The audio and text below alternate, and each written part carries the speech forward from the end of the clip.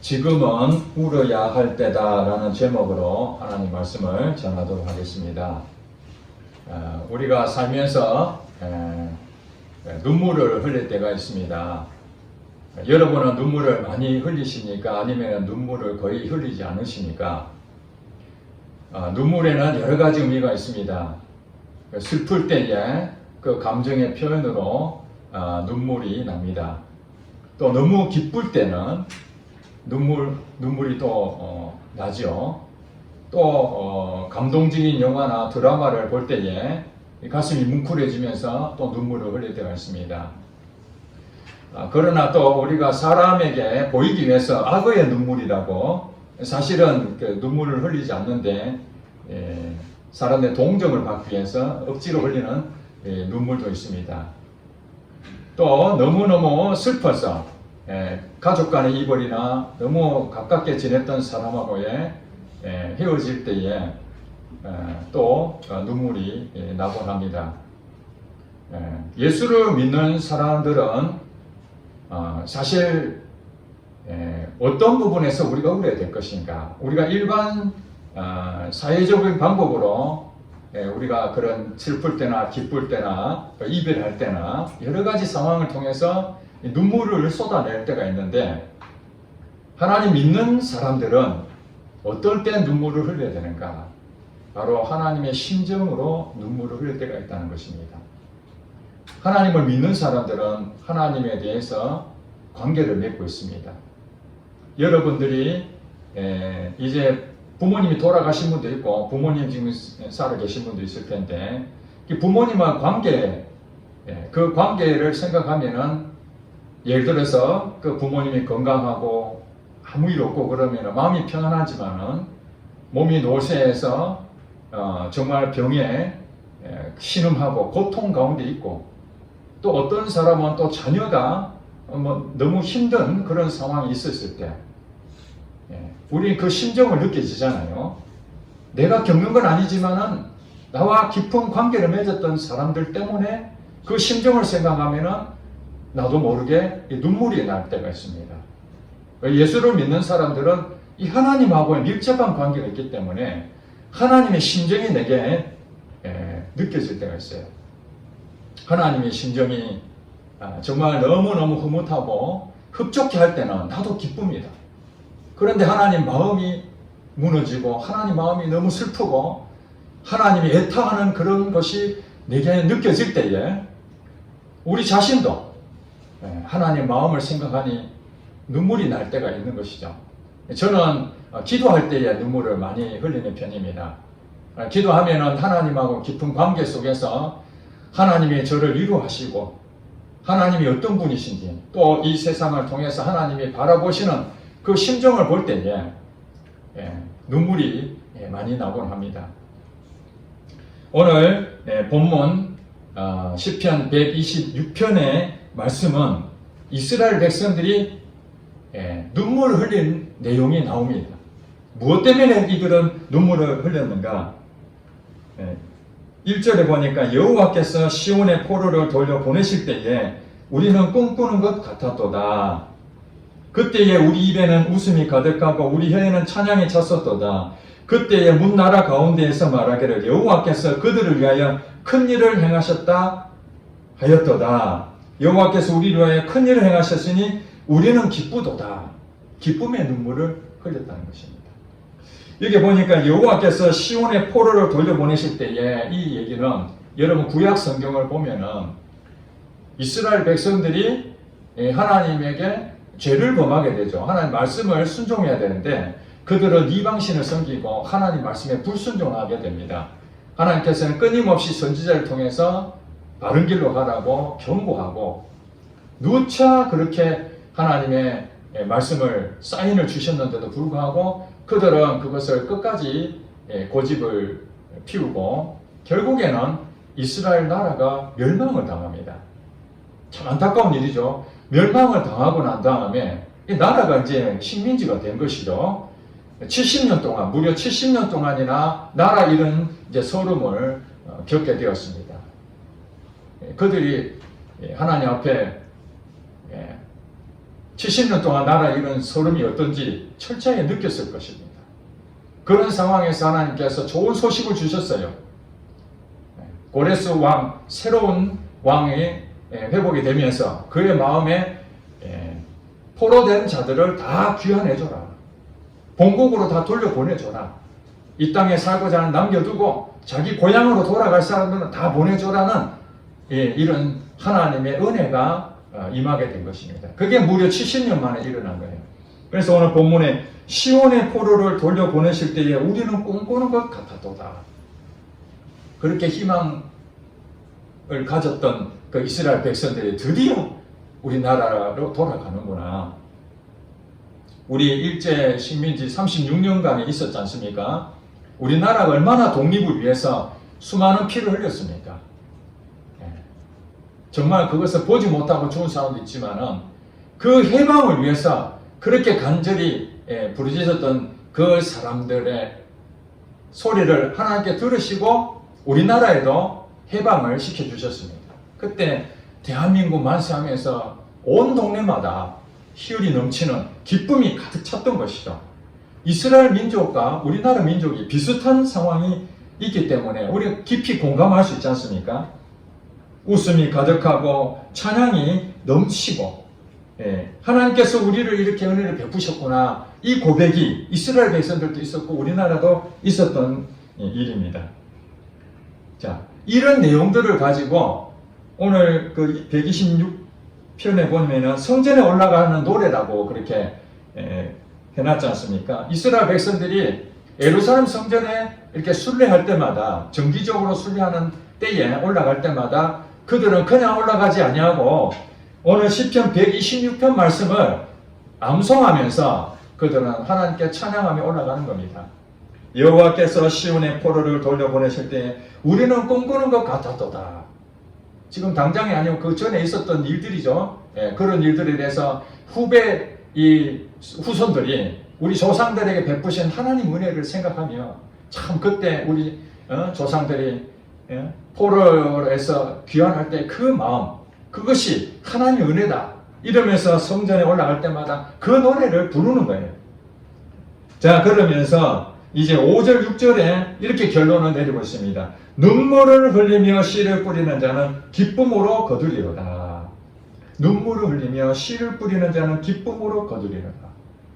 이것이 이스라엘 백성들이 70년 만에 다시 고향 땅으로 돌아오는 이 일들이 그냥 이루어진 것이 아니라 나라를 잃은 이 아픔 때문에 하나님의 말씀에 불순종했던 이 죄 때문에 우리가 멸망을 당했구나. 정말 하나님 우리 민족을 불쌍히 여겨달라고 그때 그들은 그동안에 하나님을 배신하고 하나님을 알지 못했던 그 마음이 그들이 철저하게 회개하는 마음이 있었을 것입니다. 나라가 있었을 때는 자유롭고 아무 문제가 없었는데 나라 잃어버리니까 그때 지금은 울어야 될 때다. 하나님의 은혜가 다시 우리에게 부어져야 될 때다. 그러면서 그 조상들이 눈물을 흘리며 씨를 뿌렸다는 것이 눈물을 흘리면서 씨를 뿌렸다는 거예요. 그런데 그 결과 기쁨으로 드디어 열매를 맺게 됐다. 바벨론 포로가 돌아온 것이 그냥 우연히 생긴 것이 아니라 하나님의 은혜가 우리에게 주어진 것은 우리가 씨를 뿌렸다는 거예요. 눈물을 흘리며 씨를 뿌리는 그 과정 속에서 하나님께서 우리에게 다시 회복하는 은혜를 주셨다는 것입니다. 이것을 한 번이 아니라 6절에 한 번 더 반복합니다.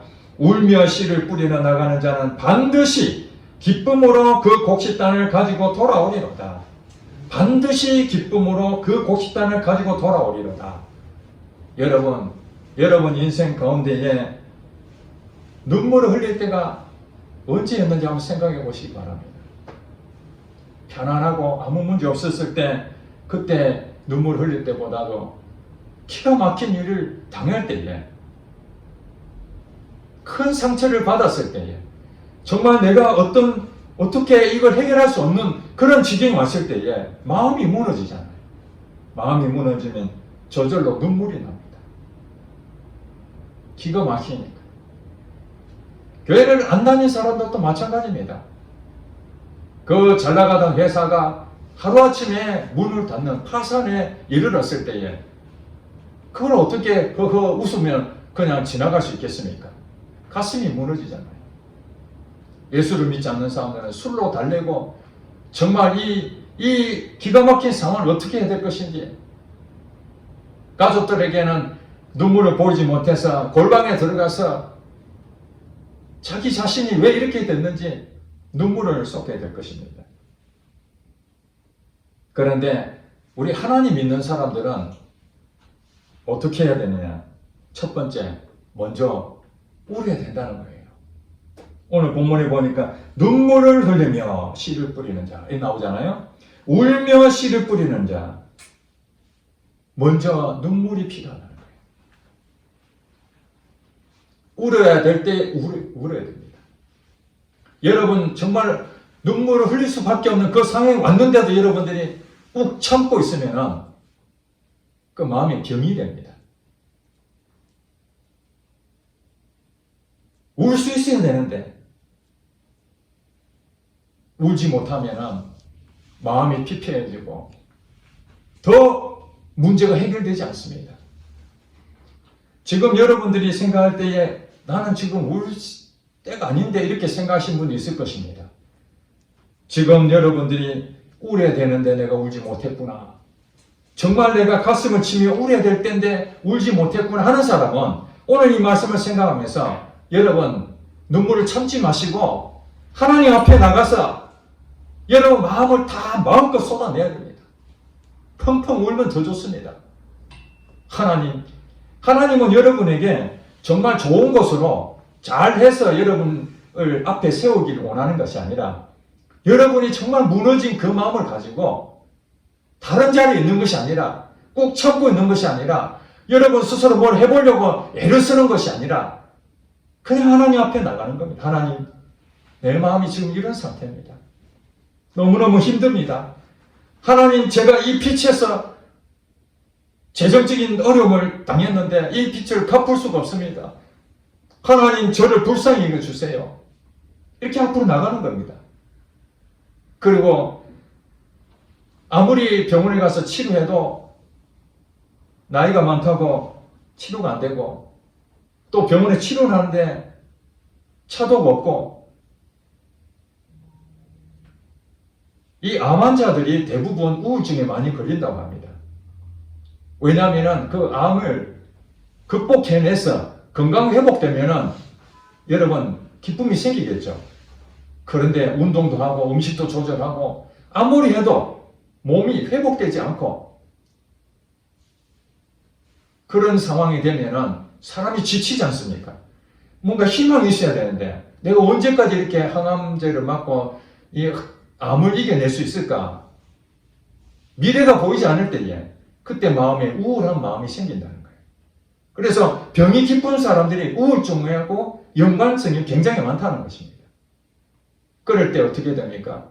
참아내려고 애를 쓸 것이 아니라 하나님 앞에 나가는 겁니다. 하나님, 제가 너무너무 고통스럽습니다. 이 질병 때문에 예수님께서 나의 질병을 짊어지시고 십자가에서 죽으셨다 그러는데 하나님, 나를 좀 불쌍히 해주세요. 이렇게 하나님 앞에 나와서 울어야 됩니다. 다윗도 자기 침상을 적신 만큼 눈물을 흘렸습니다. 사울왕에게 쫓겨다니면서 억울한 일을 당했지 않습니까? 억울한 일을 당했다고 해서 내 인생 내 마음대로 사는 것이 아니라 하나님 앞에 침상을 적실 만큼 눈물에 눈물을 흘리는 겁니다. 그리고 그 아들이 병들어서 죽게 되었을 때에 그냥 방치한 것이 아니라 그 아들을 위해서 금식하며 눈물을 흘리는 거예요. 다윗이 하나님께서 내 마음이 합한 자라고 하신 것 중에 하나가 바로 다윗의 마음이 순수한 거죠. 정말 자기 마음속에 하나님, 나 이렇게 부족합니다. 우리 아들 살릴 능력이 없습니다. 하나님 도와주세요. 하고 정말 눈물을 흘리는 거죠. 그거 살려주고 안 살려주고 그건 하나님의 뜻이고 내 몸이 건강하고 그렇지 않고는 하나님께서 해결하실 분 하나님이세요. 내가 할 일은 뭐냐면 울어야 되는 겁니다. 울어야 되는 거예요.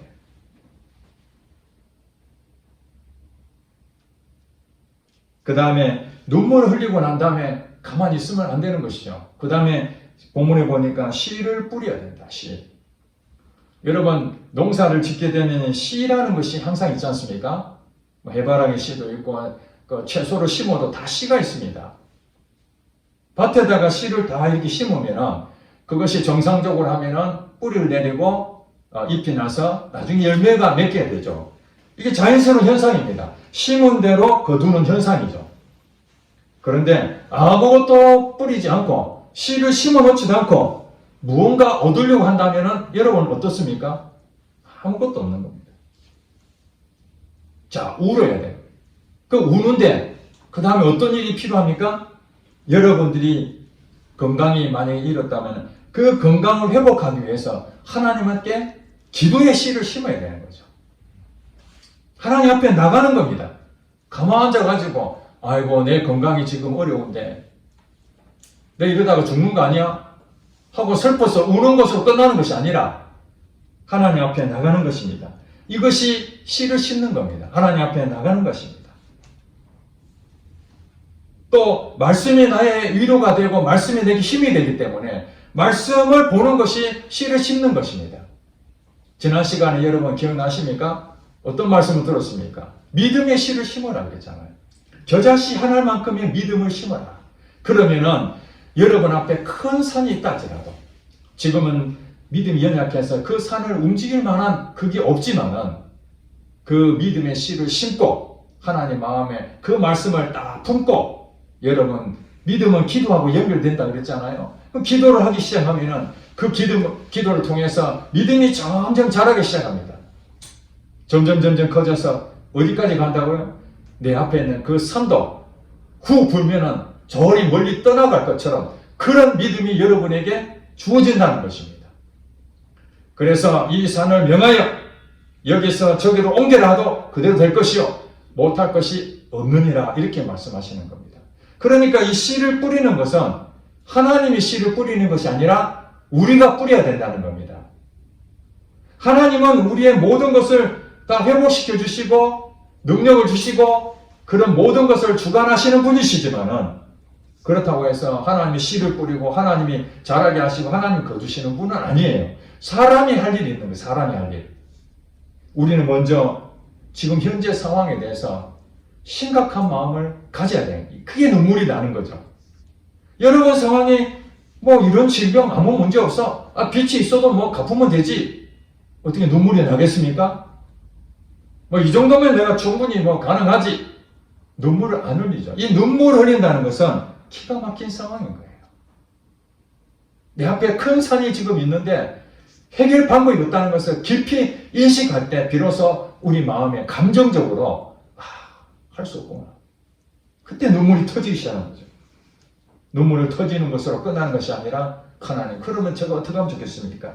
그래 믿음을 가져야 돼. 믿음을 가지려면 말씀을 사모해야 되는 것이죠. 설교 말씀을 통해서 하나님의 깨닫게 하시고 성경을 묵상하면서 주시는 그 말씀을 붙잡고 하나님 이 말씀이 나의 생명입니다. 그러면서 기도의 자리에 나가고 여러분 씨를 뿌리는데 그냥 씨 뿌리고 끝나버립니까? 어떻게 됩니까? 그 다음에 가서 비가 내리고 햇빛이 쬐고 여러 가지 병충해가 있고 이런 자연 환경들 있지 않습니까? 그런 부분들을 이 씨를 심고 난 다음에 이 씨가 잘 뿌리 내리고 싹이 나고 열매가 맺을 때까지 여러분들은 힘을 쓰죠. 농사를 짓지 않아 본 사람도 여러분 상식적으로 다 알고 계시잖아요. 씨를 심었다 해서 바로 열매를 맺는 게 아닙니다. 어떤 것은 3년에 걸쳐서 열매를 맺는 게 있고 몇 달 만에 열매를 맺는 것이 있습니다. 집에 키우는 그 화초도 우리 집에도 요즘 이제 화초를 많이 좀 키우게 됐는데 그 보면 잎이 꽃이 아주 이쁘게 피어 있는 거 보면 참 너무나 흐뭇하잖아요. 이게 그냥 핀 겁니까? 예. 그 씨를 심어서 그게 이제 이파리가 생기고 그 다음에 꽃봉오리가 되고 그게 터져서 우리에게 정말 좋은 것을 기쁨을 주지 않습니까? 그렇습니다. 씨를 뿌리는 것은 그 다음에 우리에게 힘써야 되는 게 있는 거예요.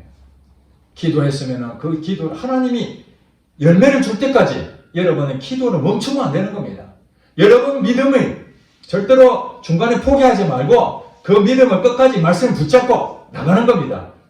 주변 환경이 여러분에게 끊임없이 믿음에서 떠나게 만들고 기도도 못하게 만들고 말씀도 이제 더 이상 필요 없다고 그렇게 생각하게끔 여러분 환경은 그렇게 만들어질 겁니다. 그렇다고 농사가 여러분 농부가 농사를 포기합니까? 어떻게든지 그 농사를 잘 지으려고 심지어는 비닐하우스까지 만들어가지고 농사를 하지 않습니까? 방법을 쓰는 거예요. 그게 힘쓰는 겁니다. 여러분 기도해야 되는데 기도가 잘 안 되면은 어떻게 하면 기도를 쉬면 안 되는데 어떻게 하면 기도를 해야 될 것인가 하는 것을 고민해야 될 것이고 내가 성경을 읽어야 되는데 너무너무 바빠가지고 딴 마음이 있다 보니까 기도도 못했지만은 성경도 못 보게 되고 때로는 예배도 참석하지 못해서 한 번 빠지고 두 번 빠지고 계속 빠지니까 이제 멀어지기도 하고 하나님은 가까워졌다고 생각했는데 어느 날부터 하나님하고 거리가 멀게 느껴지고 여러분 그거 느끼지 않습니까? 그 씨를 뿌렸다는 것은 그 뿌린 것을 잘 자라게 하는 그 과정을 통해서 반드시 열매가 있는 거예요. 씨를 심었다 해서 다 열매가 맺혀지지는 않습니다. 일반적으로는 씨를 심으면 열매를 맺게 되어 있습니다. 그 과정을 거치게 되면은. 그래서 성경에 보면 믿음은 열매인데 그 인내하고 관계가 있다는 거예요. 우리가 믿음의 실현을 통해서 인내하는 거예요, 인내. 제가 목회를 하면서 10년 동안 경험했던 것은 뭐냐면 인내하는 거더라고요, 인내. 목회하기 전에도 10년 동안 하나님께서 광야를 통해서 제게 훈련시키는 인내입니다, 인내. 이게 무엇인가? 씨를 심고 계속 기다리면 그 믿음의 결국에는 열매로 나타나는 거예요. 그때 어떻습니까? 기쁨으로 단을 얻게 되는 거죠. 여러분, 나라가 없어졌는데 한 일주일 뒤에 다시 나라를 되찾았어요. 그때 기쁨보다 70년 동안이나 나라가 없어서 여기 쫓기고 저기 쫓기고 이러다가 70년 만에 해방을 맞이한 그 기쁨하고 어느 게 더 큰 기쁨이겠습니까?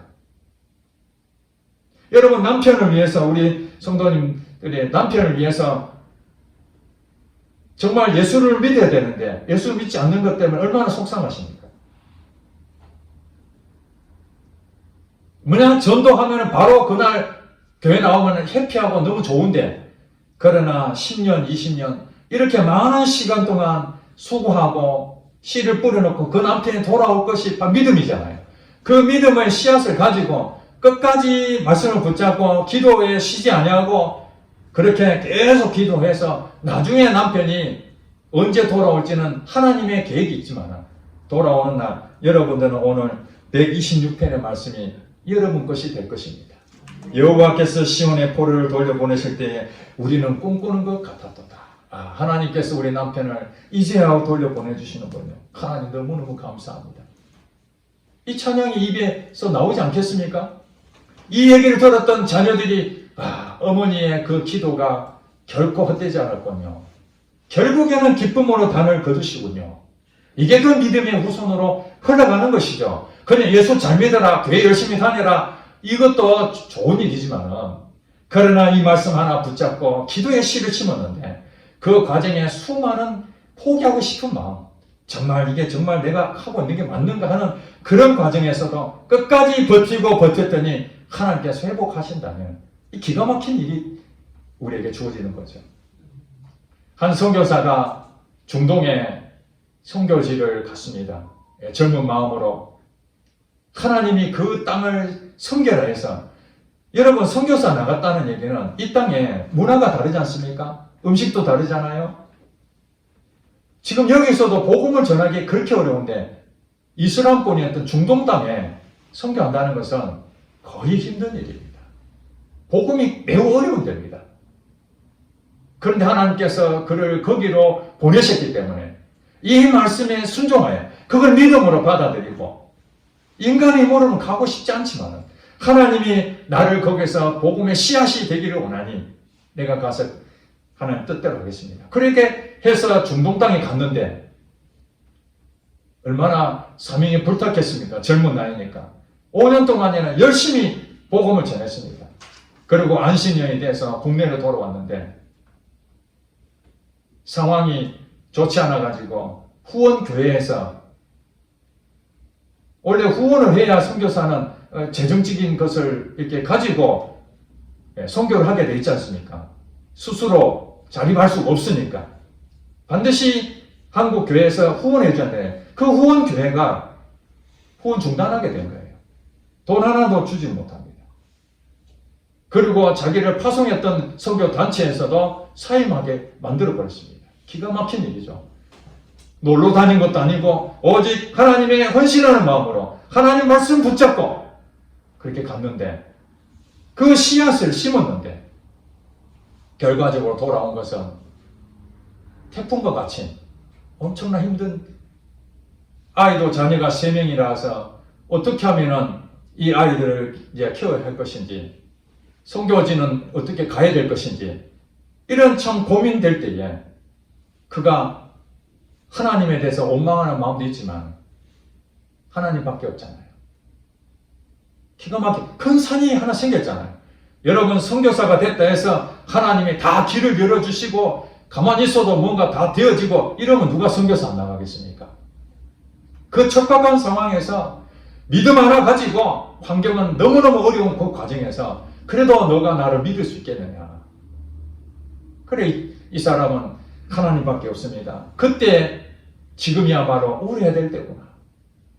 선교지 가서 참으로 내가 열심히 했던 것이 지금 생각해 보니까 사람들에게 인정받을 그런 마음은 있었을지 모르지만 너무 바쁘게 하니까 하나님하고 깊은 관계를 못 나눴는데 이번 기회에 하나님과 더 가까운 관계를 맺어야 되겠다. 그러면서 울며 기도의 씨를 심기 시작해서 하나님밖에 없습니다. 내가 이렇게 사는 건 하나님 뜻대로 하세요. 그랬더니 얼마 안 있어서 대기업에서 중동에 있는 대기업에서 본인에게 경력 사원으로 정직원으로 채용한다는 그런 소식을 들었습니다. 자기는 교회 선교사 일만 했을 뿐이지 직장에 다녀본 적도 없는 사람입니다. 그런데 이 대기업에서 하는 얘기가 연봉을 1억 이상 준다는 거예요. 여러분 연봉이 1억 이상 받기 쉽습니까? 어렵죠. 불가능한 일이죠. 자기가 정직원이라 그러는데 주변에서 야 축하한다 그러는데 자기는 정직원과 계약직도 몰랐다 그럽니다. 하나님께서는 그가 중동 땅에서 그 선교했던 그것을 경력으로 다 인정받아서 대기업에 높은 연봉을 받고 취업을 하게 된 일이 생겼습니다. 기쁨으로 단을 거두리로다. 울며 씨를 뿌리는 자는 기쁨으로 단을 거두는 하나님이 공급하시는 걸 그가 경험하게 된 거예요. 그리고 제가 금년 8월 달에 한국 기독 실업인의 전국대회가 부산에서 있었습니다. 그때에 강사 중에 한 분이 김수미 탤런트가 간증자로 왔습니다. 한 30여 분 동안 간증을 들으면서 충격을 받았습니다. 여러분 잘 아시는 김수미라는 사람은 욕쟁이 할머니라고 유명하지 않습니까? 입이 그냥 걸쭉하고 일용엄니로 그렇게 이름을 날렸던 지금 나이가 74세라고 합니다. 그가 고백하기를 교회 나온 지 몇 년 전에 교회를 나왔다고 합니다. 그가 어떻게 해서 교회를 나왔는지 그때는 제가 몰랐는데 어제 아침에 다시 김수미가 다른 교회에서 간증했던 내용을 다시 제가 보게 됐습니다. 이 김수미가 어떻게 교회를 나오게 됐느냐.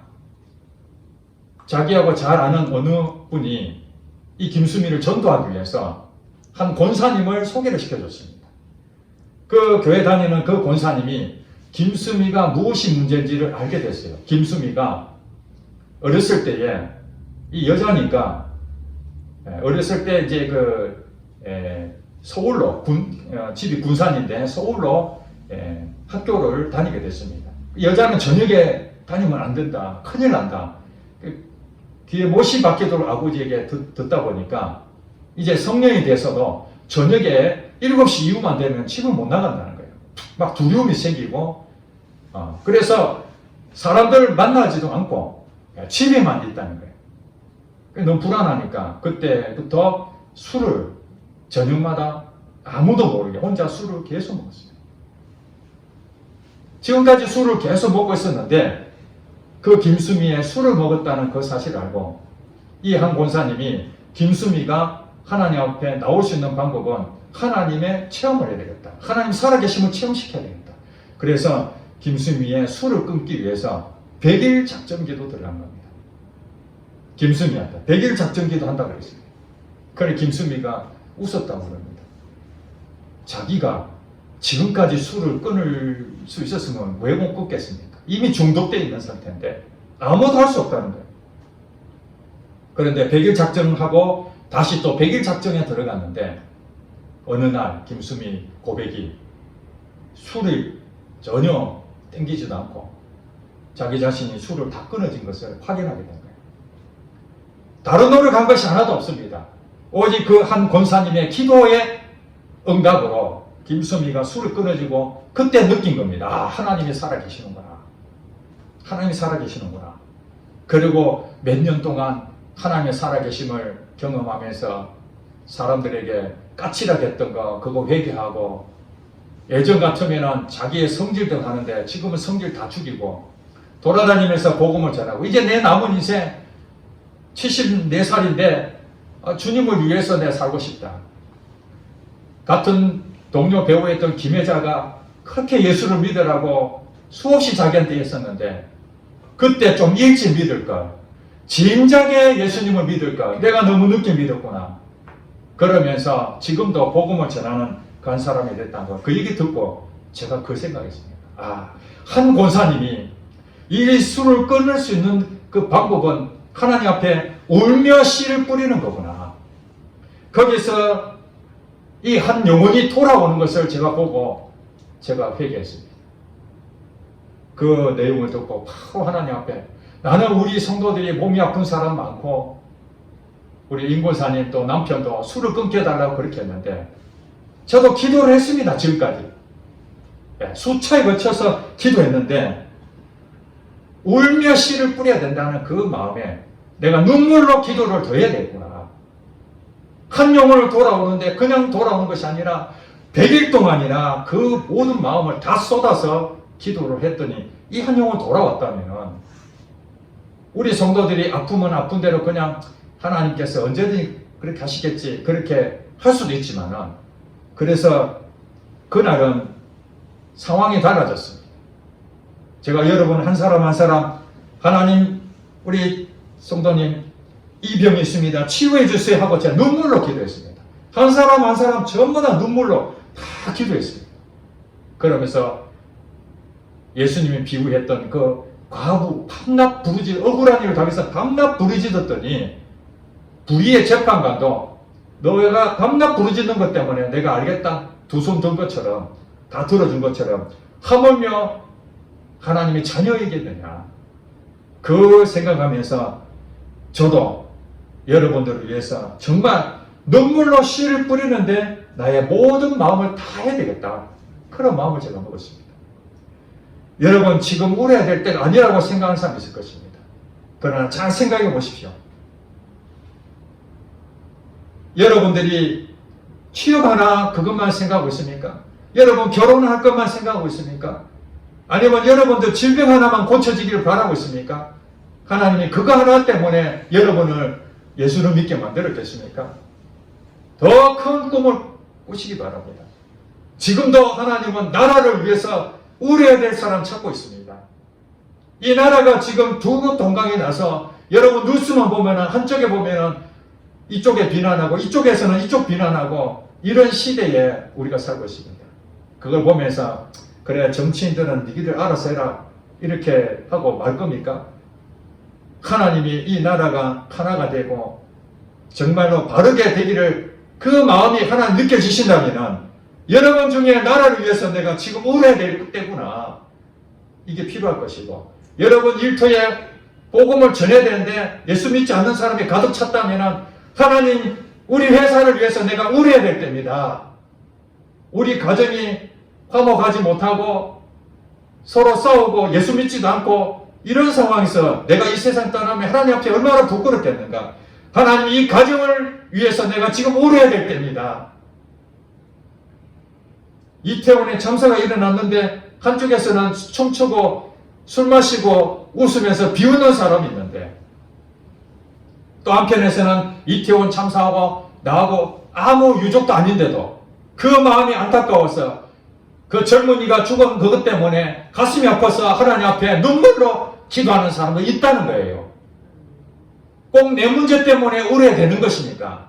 이제 하나님은 여러분에게 말씀합니다.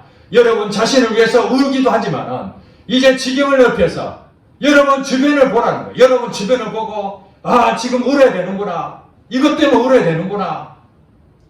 이 한 사람이 하나님 마음의 심정을 가진 사람입니다. 하나님 때문에 눈물 흘리는 사람, 하나님 그 사람을 귀하게 여기시고 하나님 그 사람을 통해서 여러분이 그 울고 있는 그것이 바로 씨 뿌리고 열매를 맺게 되는 거예요. 김수미가 오늘날 예수를 믿게 된 것 중에 하나가 그 권사님이 눈물로 씨를 뿌린 것 때문에 한 영혼이 돌아왔잖아요. 그 한 영혼이 또 얼마나 많은 사람을 살릴 수 있겠습니까? 그렇다면 저와 여러분들은 눈물도 흘리지 않냐고 메마른 심정을 가지고 그저 내 하나 잘 먹고 잘 사는 것으로 만족한다면 하나님 오실 때 얼마나 마음이 아프겠습니까?